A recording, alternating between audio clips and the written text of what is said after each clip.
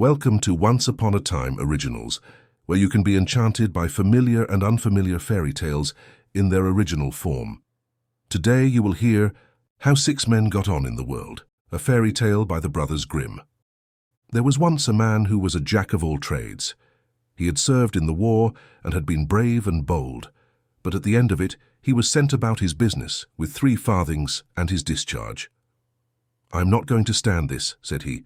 "Wait till I find the right man to help me, and the king shall give me all the treasures of his kingdom before he has done with me." Then, full of wrath, he went into the forest, and he saw one standing there by 6 trees which he had rooted up, as if they had been stalks of corn. And he said to him, "Will you be my man, and come along with me?"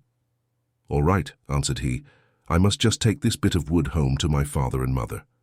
And taking one of the trees, he bound it round the other 5, and putting the faggot on his shoulder, he carried it off. Then soon coming back, he went along with his leader, who said, "2 such as we can stand against the whole world." And when they had gone on a little while, they came to a huntsman who was kneeling on one knee and taking careful aim with his rifle. "Huntsman," said the leader, "what are you aiming at?" 2 miles from here," answered he. "There sits a fly on the bough of an oak tree. I mean to put a bullet into its left eye." "Oh, come along with me," said the leader. 3 of us together can stand against the world." The huntsman was quite willing to go with him, and so they went on till they came to 7 windmills, whose sails were going round briskly, and yet there was no wind blowing from any quarter, and not a leaf stirred. "Well," said the leader, "I cannot think what ails the windmills turning without wind." And he went on with his followers about 2 miles farther, and then they came to a man sitting up in a tree, holding one nostril and blowing with the other. "Now then," said the leader, "what are you doing up there?" 2 miles from here," answered he. "There are 7 windmills. I am blowing and they are going round." "Oh, go with me," cried the leader. 4 of us together can stand against the world." So the blower got down and went with them, and after a time they came to a man standing on one leg, and the other had been taken off and was lying near him. "You seem to have got a handy way of resting yourself," said the leader to the man. "I'm a runner," answered he, "and in order to keep myself from going too fast, I have taken off a leg, for when I run with both, I go faster than a bird can fly." "Oh, go with me," cried the leader. 5 of us together may well stand against the world." So he went with them all together, and it was not long before they met a man with a little hat on, and he wore it just over one ear. "Manners, manners," said the leader. "With your hat like that, you look like a jack-fool." "I dare not put it straight," answered the other. "If I did, there would be such a terrible frost that the very birds would be frozen and fall dead from the sky to the ground." "Oh, come with me," said the leader. "We 6 together may well stand against the whole world." So the 6 went on until they came to a town where the king had caused it to be made known that whoever would run a race with his daughter and win it might become her husband, but that whoever lost must lose his head into the bargain. And the leader came forward and said one of his men should run for him.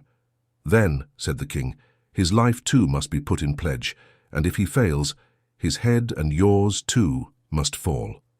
When this was quite settled and agreed upon, the leader called the runner and strapped his 2nd leg onto him. "Now look out," said he, "and take care that we win." It had been agreed that the one who should bring water first from a far distant brook should be accounted winner. Now the king's daughter and the runner each took a pitcher, and they started both at the same time. But in one moment, when the king's daughter had gone but a very little way, the runner was out of sight, for his running was as if the wind rushed by. In a short time he reached the brook, filled his pitcher full of water, and turned back again. About halfway home, however, he was overcome with weariness, and setting down his pitcher he lay down on the ground to sleep. But in order to awaken soon again by not lying too soft, he had taken a horse's skull, which lay near, and placed it under his head for a pillow. In the meanwhile, the king's daughter, who really was a good runner, good enough to beat an ordinary man, had reached the brook and filled her pitcher, and was hastening with it back again when she saw the runner lying asleep. "The day is mine," said she with much joy, and she emptied his pitcher and hastened on. And now all had been lost, but for the huntsman who was standing on the castle wall and with his keen eyes saw all that happened. "We must not be outdone by the king's daughter," said he, and he loaded his rifle and took so good an aim that he shot the horse's skull from under the runner's head without doing him any harm. And the runner awoke and jumped up and saw his pitcher standing empty and the king's daughter far on her way home. But not losing courage, he ran swiftly to the brook, filled it again with water, and for all that, he got home 10 minutes before the king's daughter. "Look you," said he, "this is the first time I have really stretched my legs. Before it was not worth the name of running." The king was vexed, and his daughter yet more so, that she should be beaten by a discharged common soldier, and they took counsel together how they might rid themselves of him and of his companions at the same time. "I have a plan," said the king. "Do not fear but that we shall be quit of them for ever."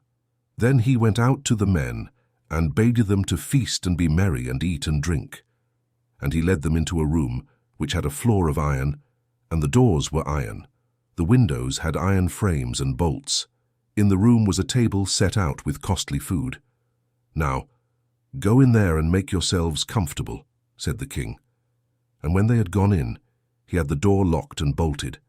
Then he called the cook and told him to make a big fire underneath the room, so that the iron floor of it should be red hot.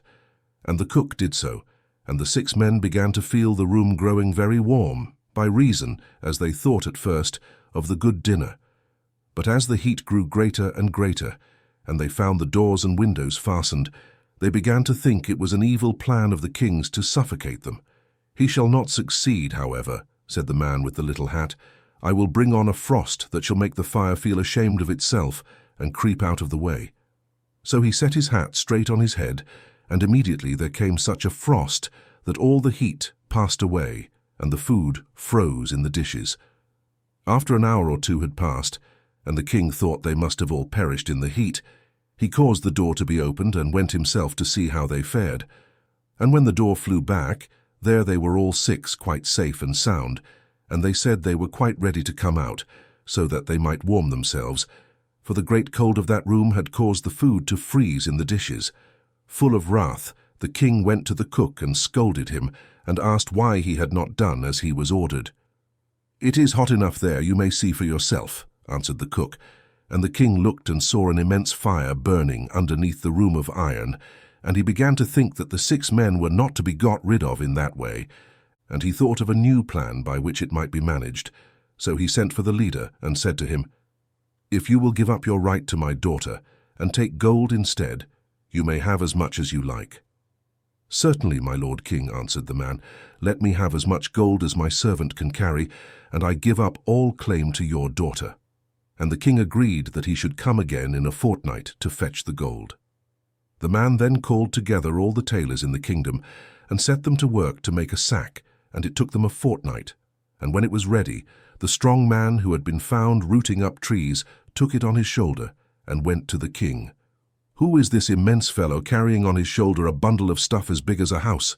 cried the king, terrified to think how much gold he would carry off.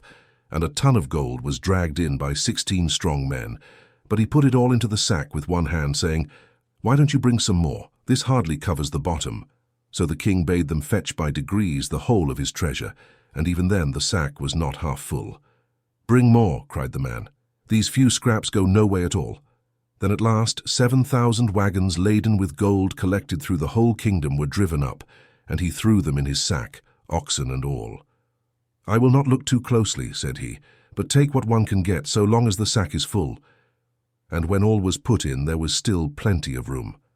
"I must make an end of this," he said. "If it is not full, it is so much the easier to tie up." And he hoisted it on his back and went off with his comrades. When the king saw all the wealth of his realm carried off by a single man, he was full of wrath, and he bade his cavalry mount, and follow after the 6 men and take the sack away from the strong man. 2 regiments were soon up to them, and called them to consider themselves prisoners, and to deliver up the sack, or be cut in pieces. "Prisoners, say you," said the man who could blow, "suppose you first have a little dance together in the air."